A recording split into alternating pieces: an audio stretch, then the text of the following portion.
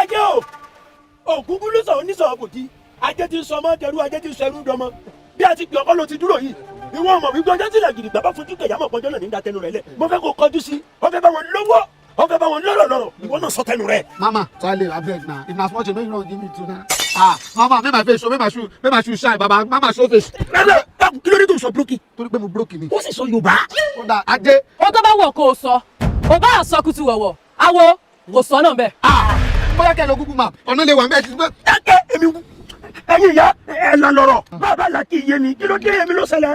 sórí arákùnrin tó ń wò yìí nígbà díẹ̀ sẹ́yìn ó ti bá wo bu owó. àgbàbírí jábí kótó kí o tó ń gbọ́ wọn lọ bu owó. Bullion fan ni.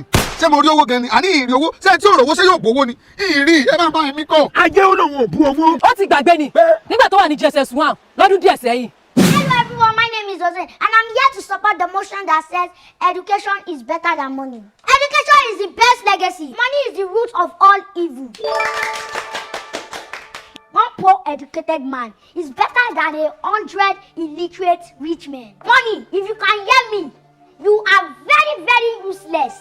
Me, Ozain, I will never pick you over education. I will pick education over you 1,000 times.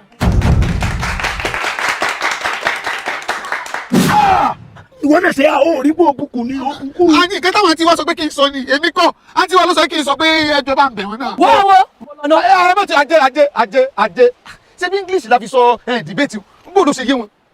ṣé o pé mi ìkàwé ni àbọ̀ rò pé bọ̀dá àwọn tó máa ń sọ pé school na scam. N tẹ́ bá wá kàwé, ó yẹ kẹ́ ẹ ti mọ̀ pé nǹkan tá àǹtí wa sọ pé kí n sọ ni mo sọ. ó wà rí nǹkan míì mú yàtọ̀ sí education is better than money. ẹ lọ máa náwó àìkú result yẹ. Àjọ! kíni ajé lè jáde ó máa lọ bó o lè balance tèmi. Bàbá ẹ tẹ̀lé mi lọlé. kí wàá lọ sí kíni. Ẹ wá gba F9 méjì. kíni kí fẹ́ fún ẹ sí. Ìtì ilẹ̀ náà wà mí o. Ẹ ṣàgbọ́ pé wàá result mi mò ń ná nìsín.